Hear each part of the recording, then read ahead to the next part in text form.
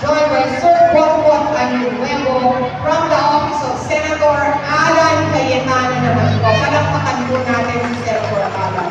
Thank you to our DSWD for joining us at sa inyo pong lahat, a very good morning. Ay, opo, si Sir Paul John.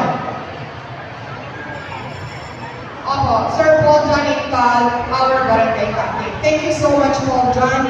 Kumusta po yung pinapagawa kong 200 dito? Okay na. Ano gusto mong pagawa sa susunod? Sabihin mo na.